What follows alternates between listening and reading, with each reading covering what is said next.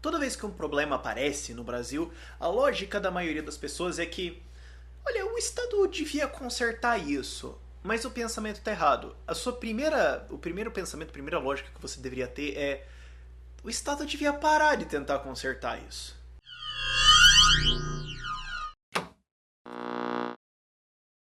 A razão é muito simples.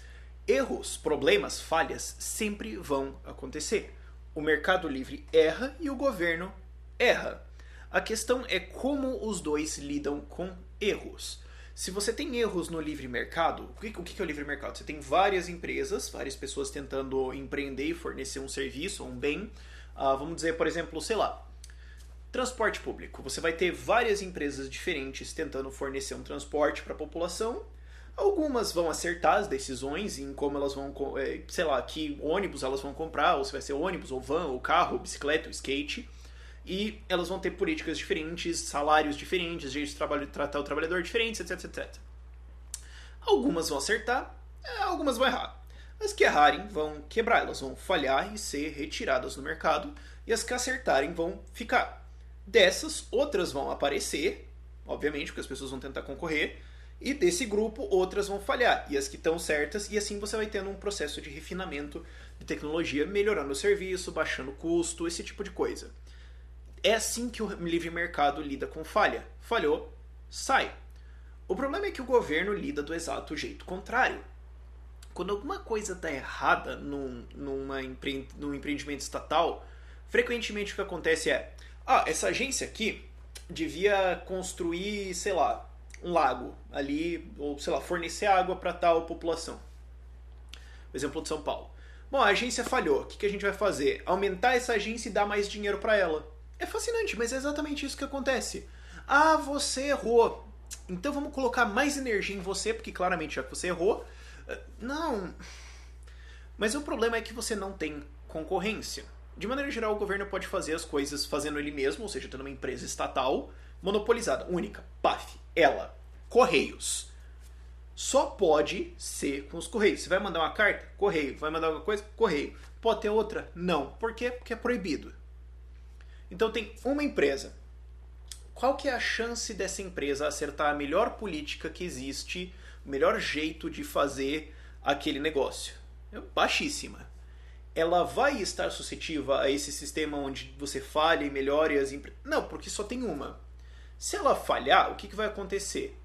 Bom, de maneira geral, nada, mas ela vai receber mais dinheiro e crescer. Então, ela é meio imune a dar errado, então ela não precisa dar certo. E acima disso, a empresa estatal vai ser guiada pela lógica política, não a lógica do lucro. Quando você quer lucrar, e é importante dizer o que é lucro, porque às vezes as pessoas pensam que lucro é tipo a tirania do capitalismo. Não, o que é lucro? Quando você lucra, quer dizer que assim, eu vou fazer uma banquinha de limão, de suco de limão.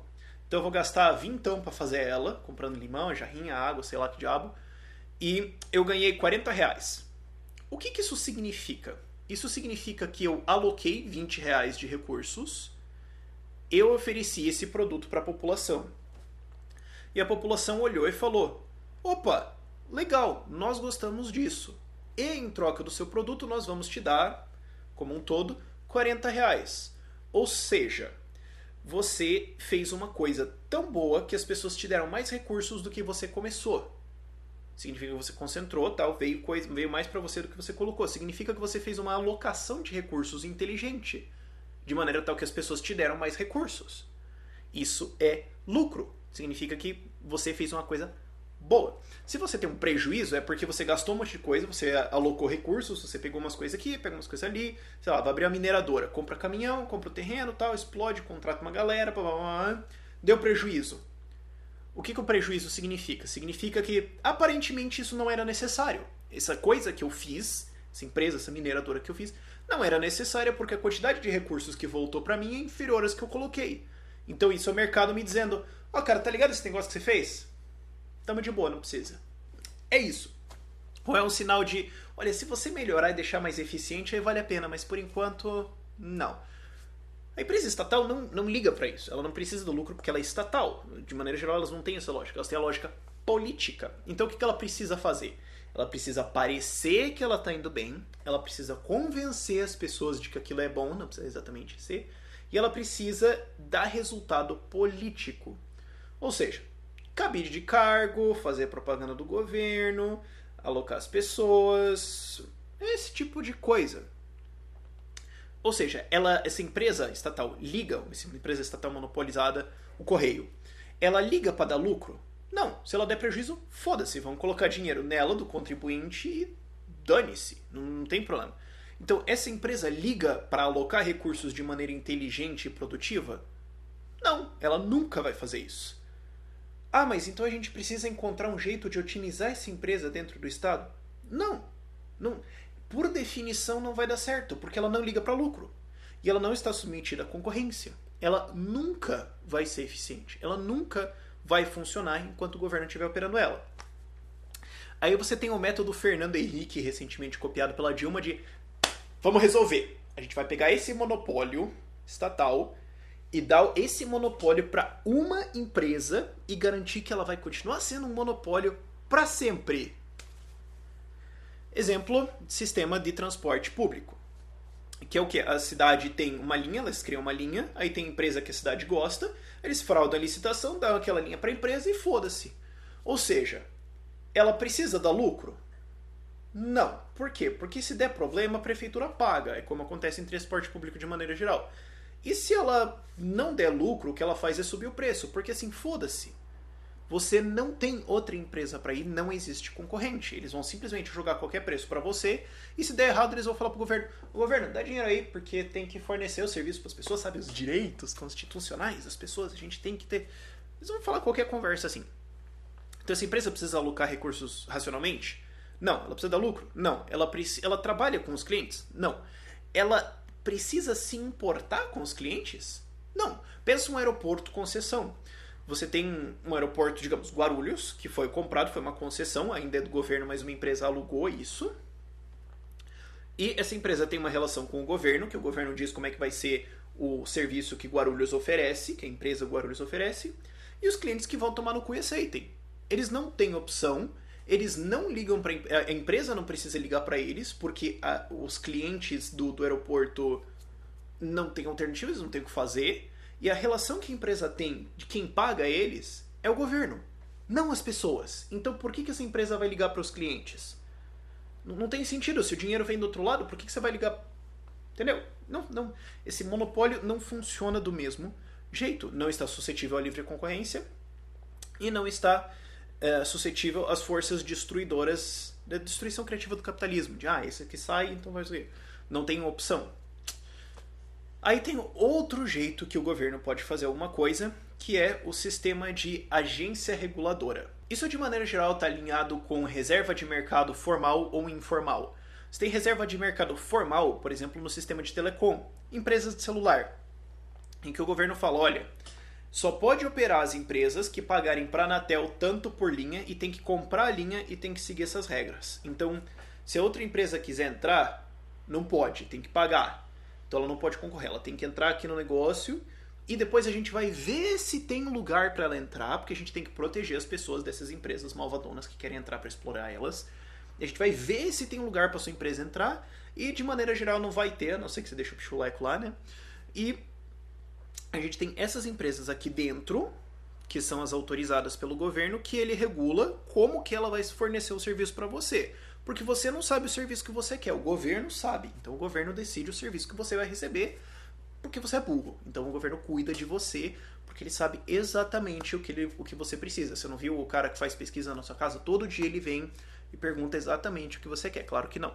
Mas o governo junta essas empresas aqui, dita como elas vão te dar um serviço e pronto. Tem como essas empresas inovarem? Não, porque de maneira geral é ilegal.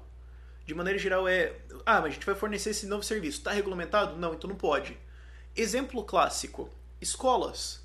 Uma escola pode chegar com, olha, a gente tem uma nova proposta de educação aqui que a gente acha que vai ser melhor, a gente tem esses resultados, tal, a gente quer experimentar.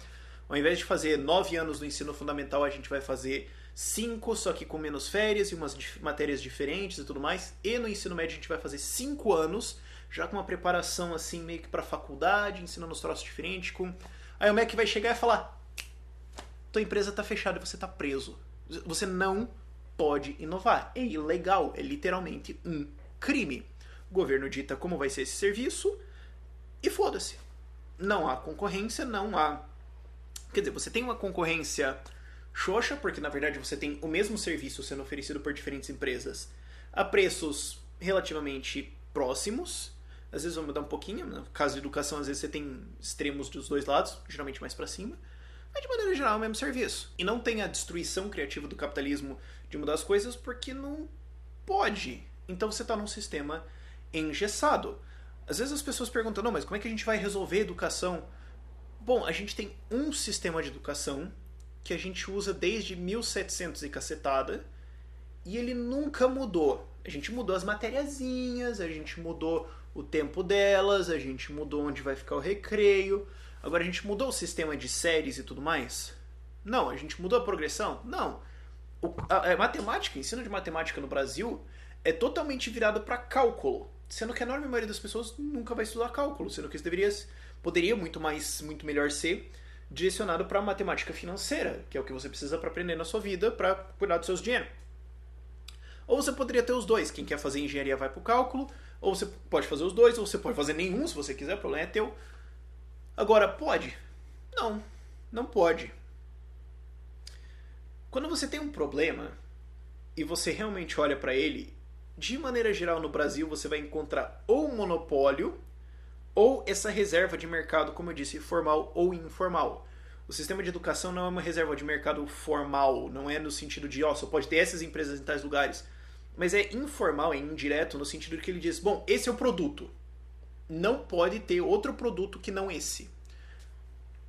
E você tem isso acontecendo em outros serviços diferentes em maior ou menor nível, mas você vai encontrar essa interferência aqui fudendo tudo. Só que a nossa mentalidade é meio... Não, mas o Estado tem que resolver. Pô, o Estado tem que melhorar esse jeito. O Estado não.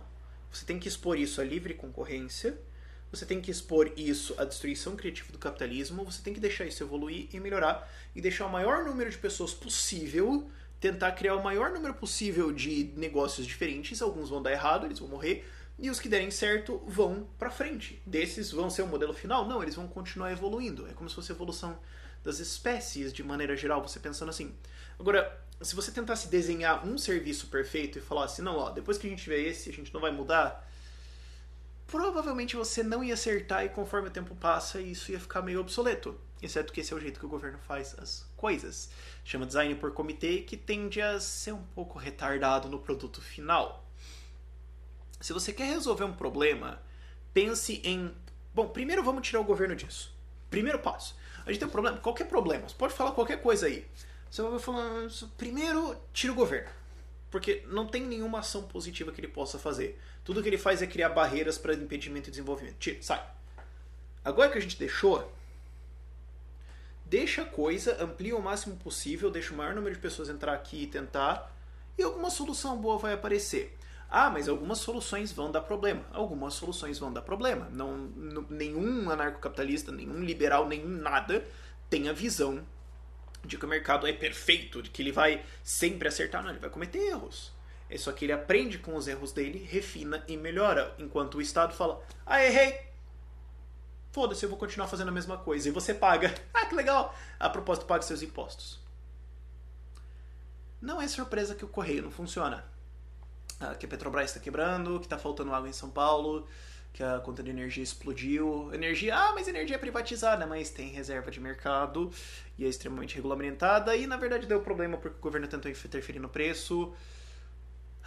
Não é surpresa, sabe, que essas coisas não funcionam enquanto você tem outras coisas que são totalmente livre mercado e funcionam. Quer ver uma coisa que é livre mercado e você não pensa exatamente como se fosse livre mercado? Jogos de computador. Imagina se o Estado tentasse burocratizar. Não, o Estado vai estatizar a produção de jogos de computador. Esta empresa aqui a gente licitou que vai fazer os joguinhos de tiro, essa empresa aqui vai fazer o joguinho de estratégia e essa empresa aqui vai fazer os Minecraft e os Candy Crush da vida. E eles vão produzir esses jogos que vão ser entregues pra você. E foda-se o que você acha, os jogos são bons, o Estado vai decidir. A gente vai colocar uns deputados pra jogar lá e ver se eles acham legal. E daí se eles acharem legal, você vai receber. Óbvio que dá merda. Óbvio, lógico, imediato que não ia funcionar. Então por que você acha que isso vai funcionar com energia? Agora, por que jogos são Mercado Livre? Quem quiser fazer um jogo faz. E inclusive tem Steam, você pode pôr os jogos lá e funciona muito bem, você tem vários desses negócios. Você tem uma variedade incrível de jogos. Sim, boa parte deles é um lixo, mas tem alguém que gosta deles, e isso é problema deles, não meu. E você tem uma variedade incrível, com um monte de coisa boa, muita coisa diferente, muita coisa inovadora, e só olha o quanto a indústria avançou em, sei lá, 2, 3 anos. Outra indústria que você também não pensa exatamente como se fosse um livre mercado, mas funciona muito bem, é apps. Apps de celular, coisa. Todo mundo, qualquer um pode fazer um app para qualquer coisa. E você tem as coisas mais inovativas acontecendo. Agora, imagina se o governo tentasse estatizar isso. Você já viu alguém reclamando de, olha, a gente tem uma crise no mercado de apps, porque, sabe, e o governo não tem que interferir nisso? Não, é ridículo, é absurdo isso. Você nunca vai ouvir, não, o mercado deveria realmente interferir no mercado de apps. E eles forneceram pra gente duas coisas absolutamente lindas chamadas WhatsApp e Uber, que resolveram problemas governamentais lindamente, que é uma coisa que o mercado volta e meia faz. Tem um problema, ou tem uma indústria, e daí o livre mercado chega com uma ideia que torna essa indústria inteira inútil. E a vida de todo mundo melhora um monte. Exemplo, lâmpadas. Você pode falar, não, a gente vai tentar fazer velas que duram mais, ou com cheirinho, ou com cor, ou com qualidade, ou tem as esculpidas. Aí chega um cara e fala, cria a lâmpada. Aí todo mundo fala, nossa, 10 vezes melhor. Mas se você é contra isso, também você provavelmente ia preferir estar usando lâmpadas e andando em carroças pela cidade. Se você quer fazer isso, eu diria que você pode, mas eu não sei se você exatamente pode fazer isso. Eu acho que não, eu imagino que você precisaria de uma licença. O que é importante de entender é que o governo, por definição, não é capaz de resolver problemas. O monopólio estatal não funciona, monopólio privado não funciona, e qualquer monopólio privado que existisse sem o Estado eventualmente ia ser quebrado, porque alguém ia falar, eu sei fazer isso de um jeito diferente, eu vou lá tentar fazer. E reserva de mercado não funciona. A enorme maioria dos problemas que a gente tem hoje pode ser traçados a essas 3 situações. Como é que a gente resolve? A gente vai melhorar a eficiência da burocracia. Não. Tira o governo, dá para livre iniciativa, deixa os caras, fica assistindo, espere uns anos. Você tem uma solução. Eles vão errar? Vão errar. Isso acontece, o mundo é imperfeito, mas eles vão melhorar. A iniciativa privada pode errar? Pode, e ela vai. A questão é, ela trata isso de uma maneira racional que leva ela para frente. Atrasos podem acontecer momentaneamente, mas a direção geral é desenvolvimento. Quando o Estado erra, geralmente... isso deu errado. Vamos tentar essa mesma coisa de novo. Agora vai. Por esse vídeo é isso, essas são as nossas redes sociais, caso você queira acompanhar o canal em outros lugares. E um grande abraço e um grande obrigado aos nossos apoiadores que estão aí na tela. Tchau, tchau.